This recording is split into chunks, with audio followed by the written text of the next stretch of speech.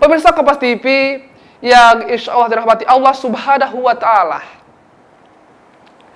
berbicara mengenai Al-Quran, sering kita temui bahwasanya banyak sekali nama-nama lahir dari Al-Quran, bahkan sampai ratusan bahkan ribuan.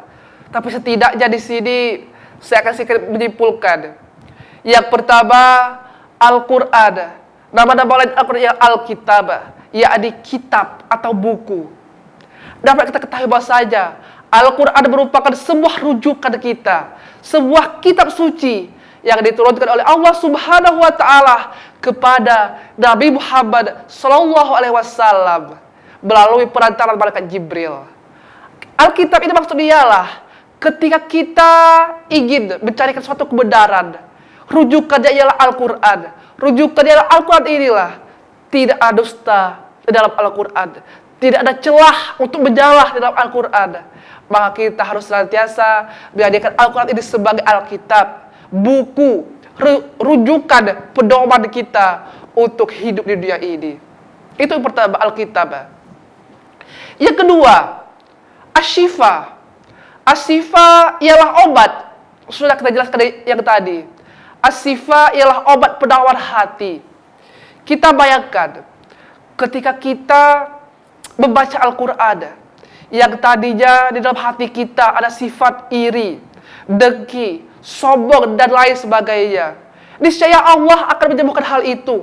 Niscaya Allah akan menghilangkan hal itu. Berkat dari apa? Berkat dari kita membaca Al-Quran tersebut.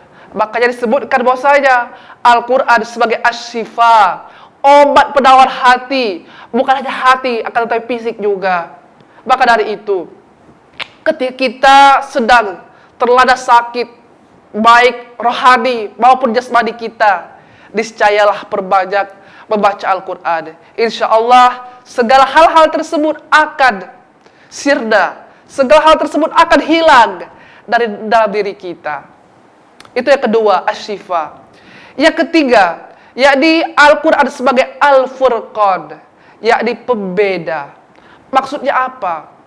Pembeda ialah sebuah Al-Quran ini menjadikan, di dalam Al-Quran dijelaskan pembeda antara hak dan batil, haram halal.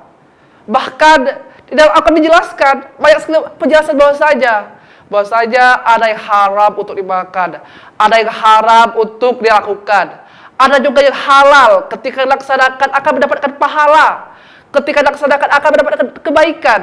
Maka Al-Quran disebutkan sebagai Al-Furqan, pembeda. Pembeda mana yang lurus, mana yang belok, mana yang benar, mana yang salah, mana yang hitam, mana yang putih. Maka disebutkan juga Al-Quran sebagai Al-Furqan, yakni cahaya, yakni sebagai pembeda. Pembeda antara yang baik maupun yang buruk. Itu yang ketiga, yakni Al-Furqan, pembeda. Dan yang terakhir, dari sekian banyak yang kita ketahui, Al-Quran sebagai An-Nur. Apa An-Nur itu? An-Nur ialah cahaya. Sebagaimana yang kita jelaskan tadi, bahwasanya Al-Quran sebagai An-Nur, cahaya bagi diri kita, cahaya bagi tempat kita, cahaya bagi rumah kita. Ketika kita membaca Al-Quran, niscayalah kita akan mendapatkan sebuah cahaya tersebut dari dalam diri kita, bahkan dari tempat tinggal kita dan rumah kita. Maka dari itu, ketika kita membaca Al-Quran, hendaknya kita terus dan juga hendaknya kita senantiasa yang benar-benar mengutamakan adab kita. Agar apa? Agar yang kita bacakan ini mendapatkan sebuah ganjaran pahala dari Allah Subhanahu wa Ta'ala. Pemirsa Kompas TV yang insya Allah dirahmati Allah Subhanahu wa Ta'ala, mungkin itu dari nama-nama Al-Quran tadi. Yang pertama tadi sebagai Alkitab, yakni sebuah buku atau perujukan kita. Yang kedua Asy-Syifa, sebagai obat kita. Yang ketiga Al-Furqan, pembeda. Dan yang terakhir tadi adalah An-Nur, yakni cahaya. Masih banyak lagi yang lainnya mengenai nama-nama Al-Quran. Pemirsa Kompas TV yang insya Allah dirahmati Allah Subhanahu wa Ta'ala, berbicara mengenai Al-Quran, niscayalah kita harus memiliki sebuah adab dalam membaca Al-Quran. tata krama dalam membaca Al-Quran. Dijelaskan bahwa saja ketika kita ingin membaca Al-Quran, bahwa saja kita harus senantiasa dalam keadaan suci, baik itu dari hadas maupun dari hal-hal yang berbau haram-haram lainnya. Kita harus senantiasa bersih dari kotor maupun najis. Kita harus senantiasa berwudu. Niscaya ketika kita menerapkan hal itu, insya Allah apa yang kita bacakan tersebut akan mendapatkan pahala dari Allah Subhanahu wa Ta'ala. Apa yang kita bacakan tersebut akan mendatangkan sebuah kebaikan.